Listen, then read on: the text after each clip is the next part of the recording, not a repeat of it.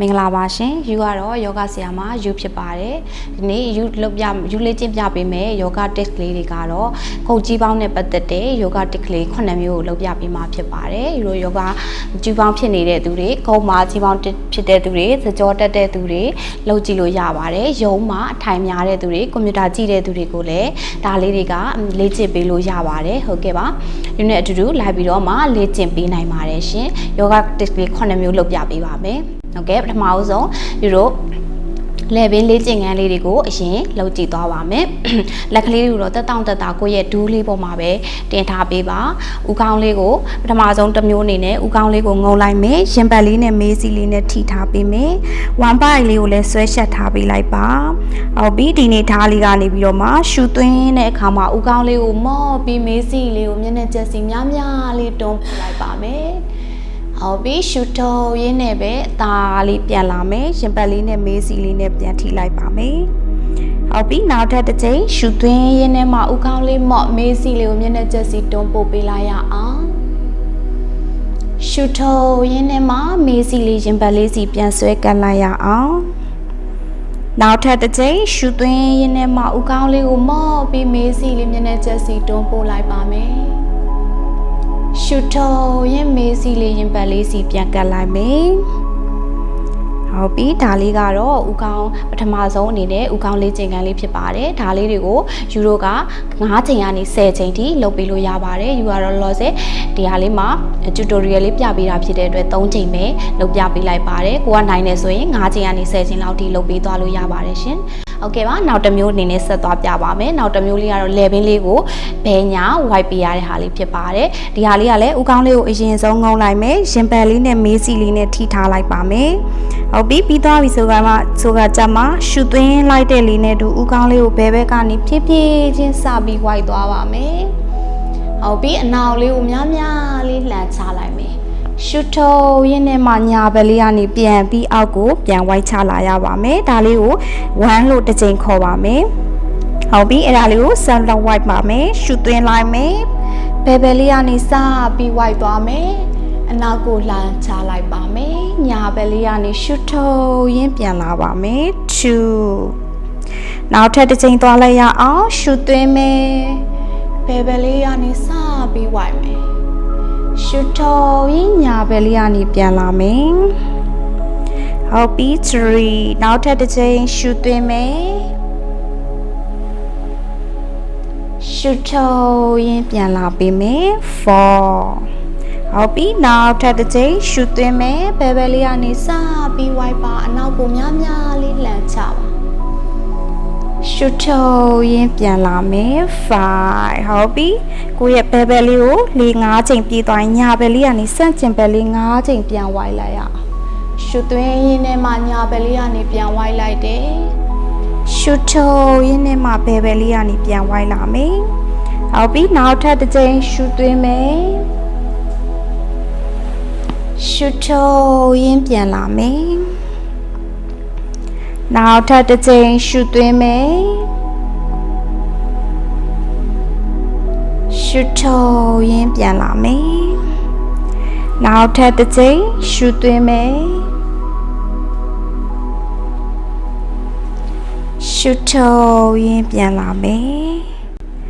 ဟုတ်ပြီဒါလေးကတော့ level လေးကို white တဲ့လေ့ကျင့်ခန်းလေးဖြစ်ပါတယ်ဒါလေးကိုလည်းကိုကအချိန်ရရင်ရတယ်လို့တစ်ဖက်ကို9ချိန်ကနေ10ချိန်ထိဘဲဘက်ကို10ချိန်ညာဘက်ကို10ချိန်သွားပေးလို့ရပါတယ်ဟုတ်ကဲ့ပါနောက်တစ်ခု level လေ့ကျင့်ခန်းလေးကိုပဲဆက်သွားကြည့်ရအောင်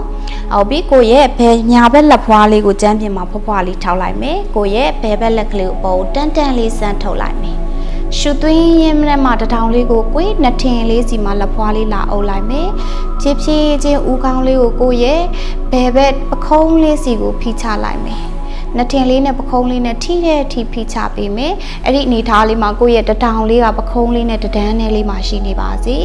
ဟုတ်ပြီကိုယ့်ရဲ့ညာဘက်ချမ်းလေးမှာရှိနေတဲ့လေပင်ကြောလေးတွေရဲ့တင်းအားလေးတွေကိုလျှော့ပေးလိုက်ပါဒီအနေထားလေးမှာလည်း5 second လောက်ဟိုးထားမယ်1 2 3 4 and 5ဟုတ်ပြီသားလေးဥကောင်းလေးကိုဖြည်းဖြည်းချင်းပြန်လာမယ်လက်လေးသားလေးပြန်ချလိုက်လိမ့် မယ်ဟုတ်ပြီနောက်တစ်ဖက်သွားမယ်နောက်တစ်ဖက်သွားတဲ့ခါမှာလည်းဘယ်လက်လေးကိုဖွဖွလေးချမ်းပြင်မှာထိန်းပြီးထောက်ထားမယ်တခါလေးကျရင်ကိုယ်ခန္ဓာကိုယ်လေးကရိုင်သွားတတ်တယ်ဒါလေးကိုထိန်းထားတဲ့သဘောပါညာဘက်လက်လေးပေါ်တန်းတန်းလေးဆန်းထုတ်မယ်ရှူသွင်းမယ်ရှူထုတ်ရင်ကိုယ့်ရဲ့တထောင်လေးကိုကွေးပြီးတော့မှလက်ပွားလေးကိုနှစ်ထင်လေးမှလာအုပ်လိုက်မယ်ပြီးသွားရင်ဥကောင်းလေးကိုဖြည်းဖြည်းချင်းကိုယ့်ရဲ့ညာဘက်ပခုံးလေးစီကိုဖိချလိုက်မယ်နှစ်ထင်လေးနဲ့ကိုယ့်ရဲ့ပခုံးလေးနဲ့နီးတဲ့နီးသွားအောင်ရတဲ့လောက်လေးဖိချပေးရအောင်ဟုတ်ပြီကိုယ့်ရဲ့ဘယ်ချမ်းကလေဘင်းကြောလေးတွေရဲ့တင်းအားလေးတွေကိုလျှော့ပေးလိုက်ပါဒီနေထားလေးမှာ5 second hold ထားပေးမယ်1 2 3 4 and 5ဟုတ်ပြီဒါလေးလေလေးဥကောင်းလေးကိုပြန်လာလိုက်မယ်လေလေးဖြည်းဖြည်းချင်းပြန်ချလိုက်မယ်ဟုတ်ပြီဒါလေးကလည်းလေဘင်းလေးကိုဘယ်ညာစောင်းပြီးတော့မှလောရတဲ့လေ့ကျင့်ခန်းလေးဖြစ်ပါတယ်ဒါလေးကိုလည်းကိုက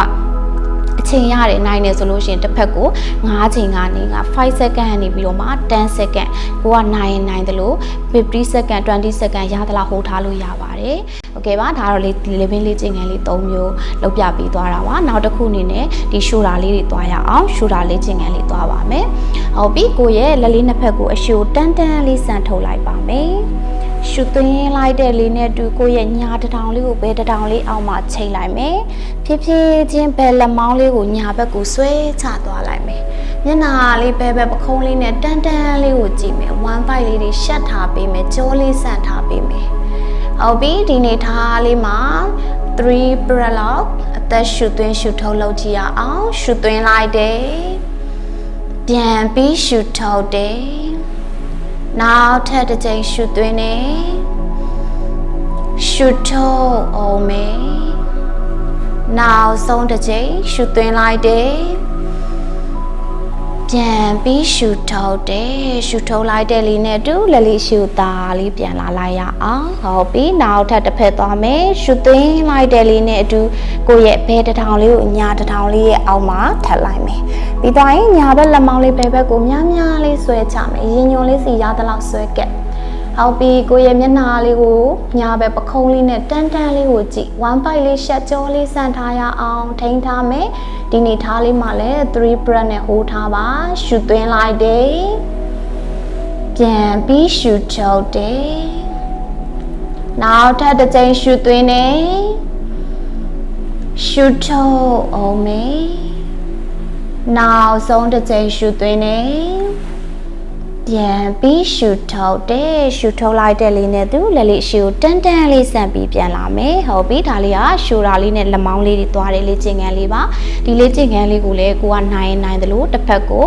3 breath ကနေပြီးတော့မှ5 breath တီ hold ထားလို့ရပါတယ်โอเคပါနောက်ထပ်လေ့ကျင့်ခန်းလေးတစ်ခုသွားမယ်ကိုရဲ့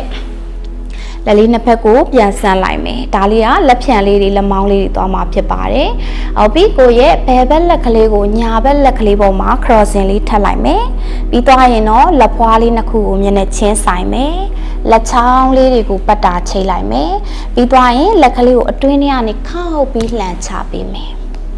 ဟုတ်ပြီအိမ်မှာကိုရဲ့တထောင်စစ်ကလေးတွေလက်ဖြံလေးတွေလက်မောင်းလေးတွေလက်ကောက်ဝတ်ကလေးတွေတင်းအားလေးတွေကိုရှော့လိုက်ပါမယ်1 bite လေးကိုရှက်ကြောလေးကိုဆန့်ပြီး10 second ထိန်းထားရအောင်1 2 3 4 5 6 7 8 9 10 okay လက်ကလေးကိုလာရလန်းလေးအတိုင်းပြန်ဖြီထုတ်မယ်ဒီတိုင်းဖြီထုတ်တာမျိုးမလုပ်ပါနဲ့ဟုတ်ပြီလာရလန်းလေးတိုင်းပြန်ဖြီထုတ်လိုက်ရအောင်ဟုတ်ပြီဒီတစ်ခါကိုရဲ့ညာဘက် side လေးသွားရအောင်ညာလက်ကလေးကိုပယ်လယ်လေးပေါ်မှာ crossing လေးထပ်လိုက်မယ်လက်ဖွားလေးတွေကိုမျက်နှာချင်းဆိုင်မယ်လက်ချောင်းလေးတွေကိုပတ်တာချိတ်မယ်ရှူသွင်းမယ်လက်လေးကိုအတွင်းထဲကနေခောက်ပြီးလှန်ချပေးပါလက်ဖြံလေးတွေလက်ကောက်ဝစ်ကလေးတွေတထောင်လေးတွေရဲ့တင်းအားလေးတွေကိုလျှော့ပေးလိုက်ရအောင်ထိန်းထားမယ်10 second 1 2 3 4 5 6 7 8 9 10 okay လက်လေးကိုလာရလန်းလေးအတိုင်းပဲပြန်ဖြီထုတ်ပေးလိုက်ရအောင်ရှူသွင်းလိုက်တယ်ရှူထုတ်ရင်လက်လေးသားလေးပြန်ချလိုက်မယ်ဒါလေးကိုလည်းကိုကနိုင်နေဆိုရင်20 second လောက်ထိပိုးပြီးတော့မှသွားလို့ရပါတယ်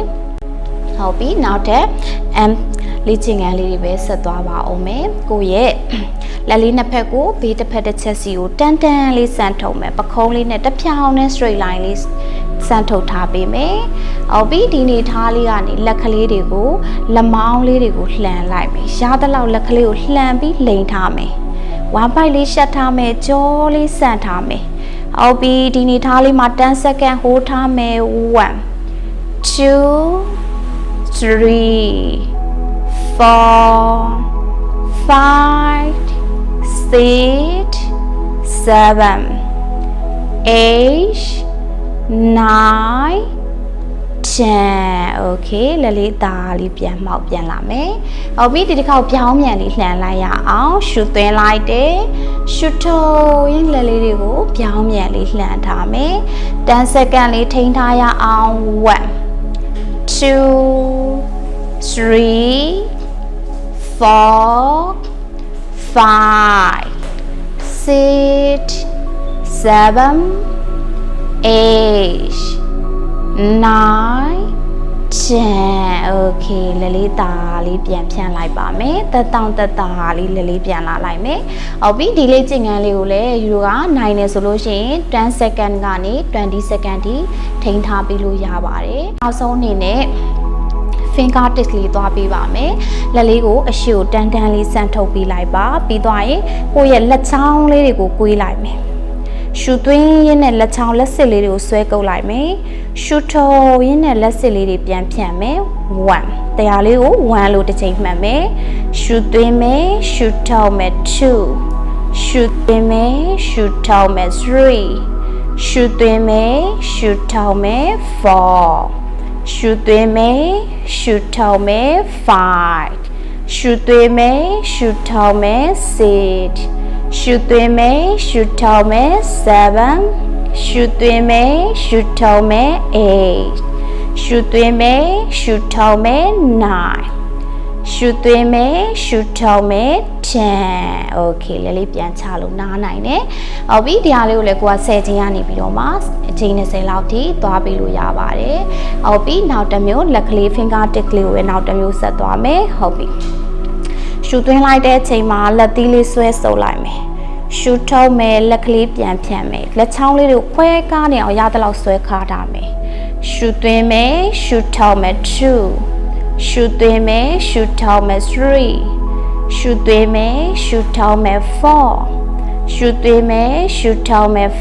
5ရှူသွင်းမယ်ရှူထုတ်မယ်6ရှူသွင်းမယ်ရှူထုတ်မယ်7ရှူသွင်းမယ်ရှူထုတ်မယ်8ရှူသွင်းမယ်ရှူထုတ်မယ်9ရှူသွင်းမယ်ရှူထုတ်မယ်10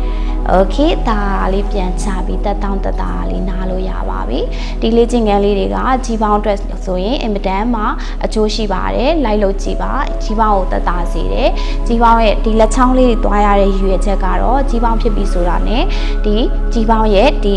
ဂုတ်ကြောမှာရှိနေတဲ့အာယုံကြောတွေသွေးကြောလေးတွေအားလုံးကိုသူကဖိထားတယ်လို့ဖြစ်တဲ့တခါကြလို့ရှိရင်ဒီကနေဖြာထွက်တဲ့အာယုံကြောတွေအကုန်လုံးကိုblock ဖြစ်စေတာဖြစ်တဲ့အတွက်ကြောင့်မလို့သွေးမလျှောက်တော့ဘူးဖြစ်တဲ့လက်ချောင်းလေးတွေထုံလာတတ်တဲ့ပစ္စည်းတွေကင်တဲ့အခါမှာမမြဲတာတွေဖြစ်တတ်တယ်ဒါကြောင့်မလို့ဒီလက်ချောင်းလေးတွေစီသွေးပို့ပေးနိုင်အောင်လက်ချောင်းလေးကျင်ကန်လေးတွေကိုလည်းလုပ်ပေးရတာဖြစ်ပါတယ်ဟုတ်ကဲ့ပါလိုက်လေးကြည့်ပါကြီးပေါင်းယောဂလေးတွေအတွက်အကောင်းဆုံးအလေးကျင့်လုပ်ပေးနိုင်မယ်ဆိုလို့ရှိရင်အကောင်းဆုံးအဆင်ပြေဆုံးနဲ့သက်သာပြောက်ကင်းသွားပါလိမ့်မယ်ရှင်ကျေးဇူးများကြီးတင်ပါတယ်